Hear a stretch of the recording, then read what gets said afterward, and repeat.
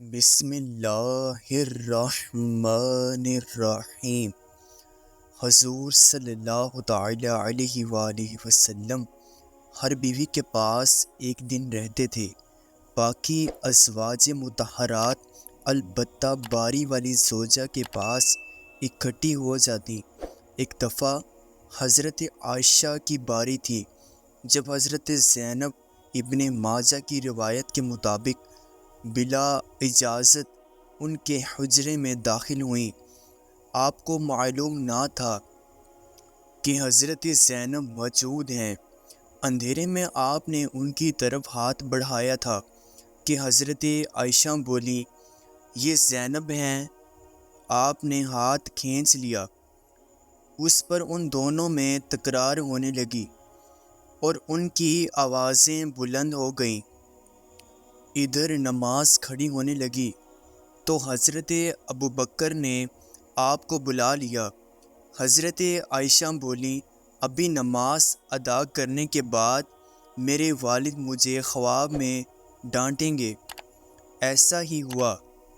حضرت ابوبکر نے انہیں سختی سے ڈانٹا، تم حضرت صلی اللہ تعالی علیہ وآلہ وسلم کے سامنے اس طرح بولتی ہو؟ ایک بار رسول پاک صلی اللہ تعالی علیہ وآلہ وسلم حضرت عائشہ کے پاس آئے تو انہوں نے پوچھا، آج کہاں رہے؟ فرمایا، اے حمیر، ام سلمہ کے پاس تھا۔ کہا، ام سلمہ سے آپ کا جی نہیں بھرتا؟ مجھے بتائیں، اگر آپ ایک وادی کے دو کناروں پر اتریں، ایک سے گھاس چرا لی گئی ہو اور دوسرے کنارے پر کوئی گھاس کھانے والا نہ آیا ہو، آپ جانور کہاں چرانا چاہیں گے؟ فرمایا، وہ جس کا سبزہ چکھا نہ گیا ہو۔ میں آپ کی دوسری عورتوں کی طرح نہیں، میرے علاوہ ہر عورت دوسرے مرد کے پاس رہتی ہے۔ حضور صلی اللہ تعالی علیہ وآلہ وسلم مسکرا دیے۔ شاہ روم مقوقس نے رسول پاک صلی اللہ تعالی علیہ وآلہ وسلم کو ایک کتبی باندی ہدیہ کی۔ حضرت عائشہ کہتی ہیں کہ وہ حاملہ ہوئی تو مجھے پریشانی لگ گئی۔ ابراہیم کی ولادت ہوئی لیکن ماریا کو دودھ نہ آتا تھا۔ آپ نے بچے کے لیے دودھ دینے والی بھیڑ خریدی، جس کا دودھ پی کر وہ موٹا اور سرخ سفید ہو گیا۔ ایک دن آپ ابراہیم کو اپنی گردن پر اٹھا کر لائے اور پوچھا، عائشہ، بچے کی مجھ سے مشابہت کے بارے میں کیا خیال ہے؟ میں نے سوتاپے کی وجہ سے کہا، مجھے تو آپ سے کوئی مشابہت نظر نہیں آتی۔ فرمایا، بچے کی صحت کے بارے میں کیا کہتی ہو؟ میں نے کہا، جو بھیڑوں کا دودھ پیتا ہو وہ ایسا ہی ہو جاتا ہے۔ حضرت عائشہ فرماتی ہیں، میں نے ان عورتوں سے چڑھتی تھی جو اپنا آپ رسول اللہ صلی اللہ تعالی علیہ وآلہ وسلم کو حبا کر دیتی تھیں۔ میں کہتی تھی، بھلا کوئی عورت اپنے تعین حبا کر سکتی ہے؟ جب اللہ تعالیٰ نے یہ آیت اتاری، اے نبی، اپنی بیویوں میں جس کو چاہیں الگ رکھیں اور جسے چاہیں اپنے پاس رکھیں اور جسے چاہیں الگ کرنے کے بعد واپس بلا لیں، اس میں کوئی بھی حرج نہیں۔ تو میں نے کہا، مجھے لگتا ہے آپ کا رب آپ کی خواہش پوری کرنے میں جلدی کرتا ہے۔ ابن حجر کہتے ہیں، کئی صحابیات نے اپنی جان رسول اللہ صلی اللہ تعالی علیہ وآلہ وسلم کو بخشی، مگر آپ کسی ایک کو نکاح میں نہ لائے، کیونکہ یہ آپ کے منشا پر موقوف تھا، بشرطیہ نبی صلی اللہ تعالی علیہ وآلہ وسلم اس کو اپنے نکاح میں لانا چاہیں۔ ابن حجر نے حضرت میمونہ رضی اللہ تعالی عنہا وہابہ ہونے کا بھی رد کیا۔ ام المؤمنین حضرت سودہ بنت زمعہ نے اپنی باری کا دن حضرت عائشہ کو دے دیا تھا، چنانچہ حضرت صلی اللہ تعالی علیہ وآلہ وسلم حضرت عائشہ کے ہاں 2 دن قیام فرماتے تھے۔ حضرت عائشہ فرماتی ہیں، سودا کے علاوہ کوئی عورت ایسی نہیں کہ میرا اس جیسے طور طریقے اختیار کرنے کو دل چاہے، مگر ان میں بھی تندی تھی۔ ایک بار حضرت صفیہ بنت حیی اور حضرت عائشہ میں جھگڑا ہوا، دونوں نے ایک دوسرے کے باپ کو برا بھلا کہا۔ رسول اللہ صلی اللہ تعالی علیہ وآلہ وسلم نے سنا تو فرمایا، صفیہ تم ابوبکر کو گالی دے رہی ہو؟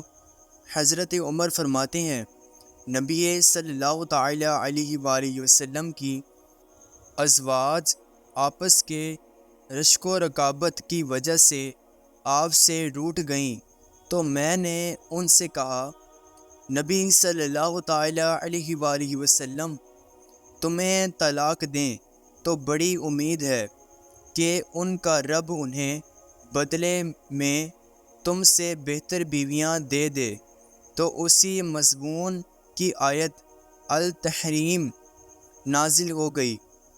ایک سفر میں نبی کریم صلی اللہ تعالی علیہ وآلہ وسلم کے ساتھ جانے کے لیے حضرت عائشہ اور حضرت حفصہ کے نام کرا نکالا۔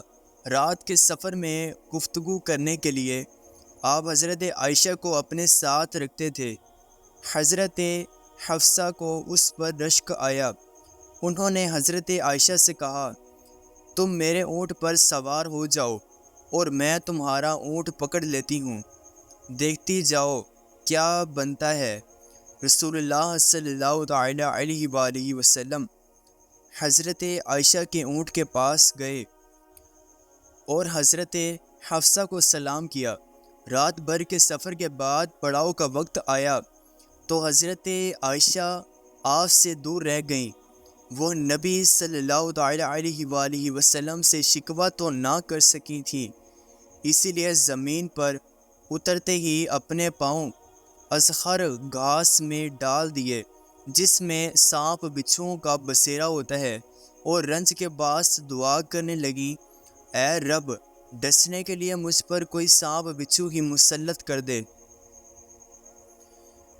نبی صلی اللہ تعالی علیہ وآلہ وسلم اپنی ایک زوجہ حضرت عائشہ کے پاس تھے، اتنے میں ایک دوسری بی بی حضرت زینب نے کھانے پر رکابی بھیجی۔ حضرت عائشہ رضی اللہ تعالی عنہ نے جس کے ہاں نبی صلی اللہ تعالی علیہ وآلہ وسلم تھے، لانے والے خادم کے ہاتھ پر ایک ضرب لگائی تو رکابی گر کر ٹوٹ گئی۔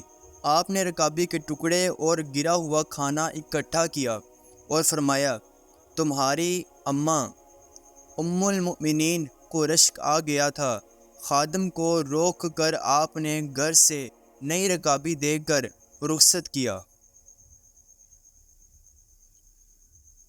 حضرت عائشہ صدیقہ رضی اللہ تعالی عنہا فرماتی ہیں، ایک رات سوتے وقت میرا جسم آپ صلی اللہ تعالی علیہ وآلہ وسلم کے جسم سے مل گیا۔ آپ صلی اللہ تعالی علیہ وآلہ وسلم نے فرمایا، عائشہ کیا تم مجھے اس رات رب کی عبادت کی اجازت دے دیتی ہو؟ میں نے کہا، واہ اللہ مجھے آپ کا کرب پسند ہے، تاہم میں آپ کی خواہش کو ترجیح دیتی ہوں۔ پھر آپ صلی اللہ تعالی علیہ وآلہ وسلم نے قیام کیا اور رو رو کر قرآن پاک کی تلاوت کی، حتیٰ کہ آپ کے کندھے مبارک بھیگ گئے۔ پھر آپ صلی اللہ تعالی علیہ وآلہ وسلم بیٹھ کر تلاوت کرتے رہے، حتیٰ کہ آپ کے پہلو آنسوؤں سے تر ہو گئے۔ پھر لیٹ کر تلاوت کی اور روتے رہے، حتیٰ کہ زمین تر ہو گئی۔